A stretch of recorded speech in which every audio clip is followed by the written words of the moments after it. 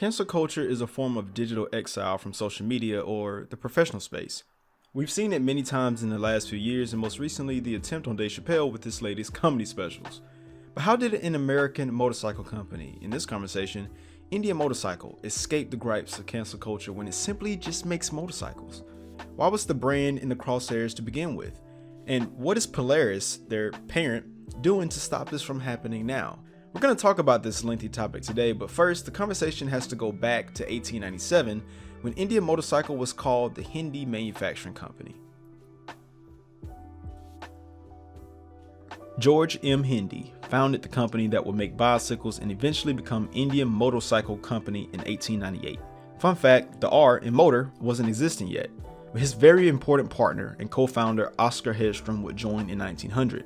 The first Indian motorcycle prototype will be revealed in 1901, giving Indian Motorcycle the first American motorcycle company title, and Harley-Davidson would be close behind in 1903 with their Model 1.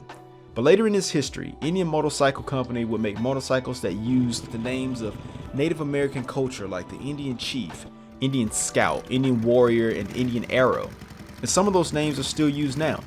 But to this day, it isn't clear why Hindi used native names to represent the company's product offerings, other than to give it more brand appeal in other markets. And there are other ideas out there that the word Indian was used to represent strength and power for the brand. But whatever the reason, it worked as Indian Motorcycle saw significant growth selling motorcycles worldwide, and they became the world's largest motorcycle manufacturer. Global, baby. But after much success, the company named Indian Motorcycle Company would become Indian Motorcycle Manufacturing Company in 1923, and this was without the input of George Hindi. That's because by 1916, both Hindi and his partner, Oscar Hedstrom, they both resigned from the company due to disagreements with the company's direction. But changing the name to Indian Motorcycle, there's speculation that the timing of the American-Indian War ending in 1924 could have influenced this change. I searched more information on this because the change was so simple, like they literally just added the R back into motorcycle. But it was found that Indian Motorcycle had no relation to an American Indian tribe at this time, especially during such a crucial time in history. But this decision was completely up to the board. Whatever the reasoning, Indian Motorcycle has been an iconic name, even while the trademark has changed hands multiple times after the company's bankruptcy in 1953. I thought I was done here. Right? The company goes bankrupt, a bunch of attempts to revive the brand fail, Polaris comes in and buys everything. But to answer the original question on how Indian Motorcycle survived cancel culture, that answer simply isn't enough. Bypassing all of the failed attempts to revive the brand, the name Indian Motorcycle became a huge topic of discussion in the 90s, involving a failed motorcycle deal with a Native American tribe and also a newly enacted United States law. Buckle up. It's about to get interesting. But this collaboration was started by a company called Eller Industries in 1998. They were given permission at the time to purchase the Indian Motorcycle trademark by the current receivers of the Indian brand. But Eller, they were negotiating to create a brand new Indian motorcycle to sell, but the catch was they wanted to build a motorcycle on tribal lands. This is key here. This was a way of getting around the Indian Arts and Crafts Act of 1990. I'll explain why later. These tribal lands were owned by the Cow Creek Band of Umpqua tribe of Indians. That is also a mouthful, and they would support the plant for this to happen. But the Cow Creeks invested $3 million and provided reservation land to build this assembly plant. But ultimately, the deal fell through with allegations of Eller Industries not fulfilling contract obligations, missing deadlines, and not having a working prototype in time. But apparently, there was a working prototype ready to be revealed to the world of a motorcycle to be built on tribal lands that never saw the light of day. And the owners of the trademark at the time had Eller Industries barred from showing the prototype on the day of the event, and the brand was sold to Indian Motorcycle Company of America. And Indian Motorcycle Company of America, also known as IMCOA, they were another entity with stake in the Indian name who also wanted to make motorcycles using the Indian name. But a deeper look into this dispute revealed that a certain individual named Rick Block, who was the receiver of the Indian name, may have been up to no good and was against Eller Industries buying the brand to begin with. And allegedly, he supported the sale of the Indian brand to IMCOA for less than what Eller Industries and the Cow Creeks were willing to pay for it. That's because apparently he was also a part of this separate motorcycle venture with the IMCOA.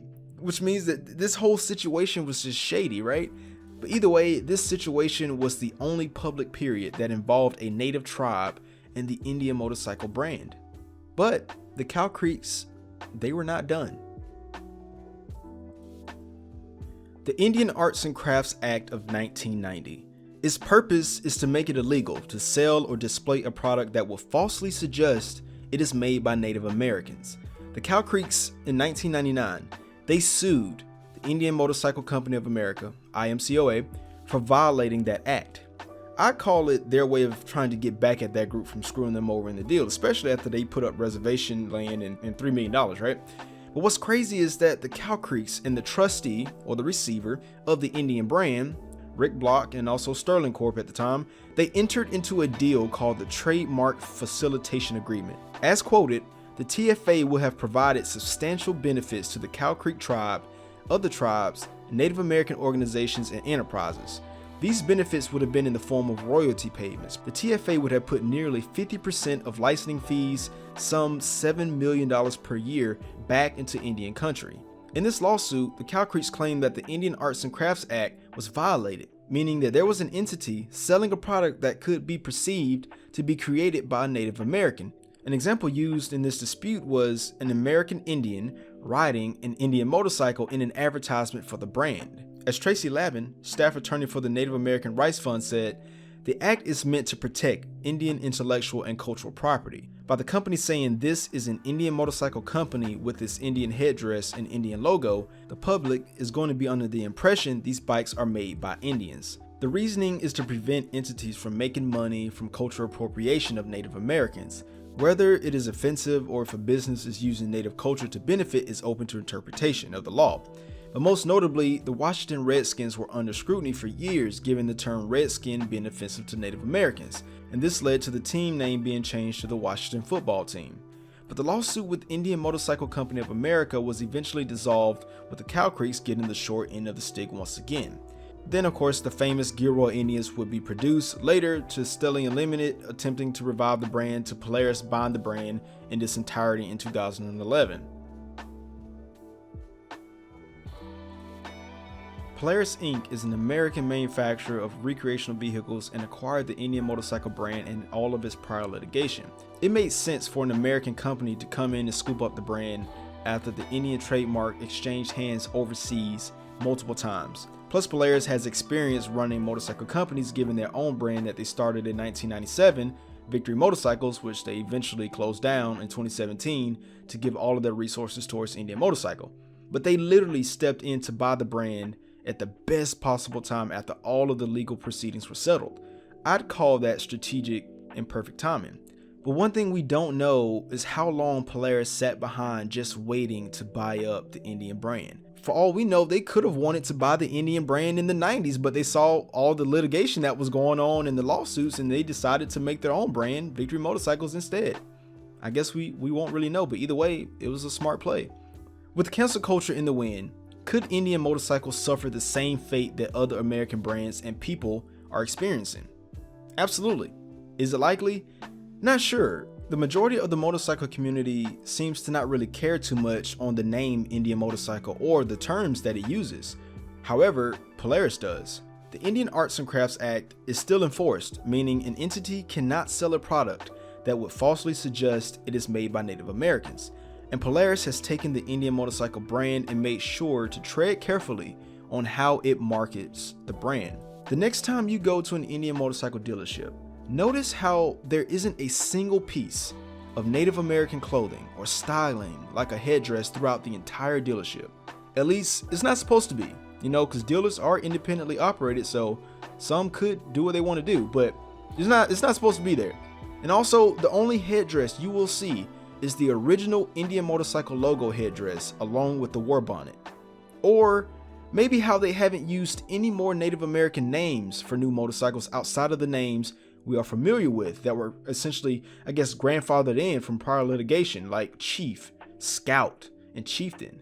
But Polaris bought the brand after all of that was dealt with. And this isn't to say that Polaris hasn't done any outside public dealings with Native Americans out of respect or, engaging with their community. But outside of hearsay, I don't think there's there's nothing public of any of these dealings. I think many of us can agree that Polaris has done well respecting the brand, and also those of you that have Indian Motorcycle and even other brands, I'm sure you can all say that Polaris has done well with the brand so far. And also, now that you know, making sure that the IACA Act, the Indian Arts and Crafts Act, isn't violated. There will always be someone out there thinking that the name should be changed or that more should be done, and a lot of times they aren't even in this space, in this case ride motorcycles or are Native Americans, right? But I'll leave that conversation up to you, so definitely comment down below what you think. But either way, Indian Motorcycle escaped early cancel culture and possibly even later cancel culture, right? And possibly having its name changed. Who knows where the brand would be if it were not called Indian Motorcycle anymore?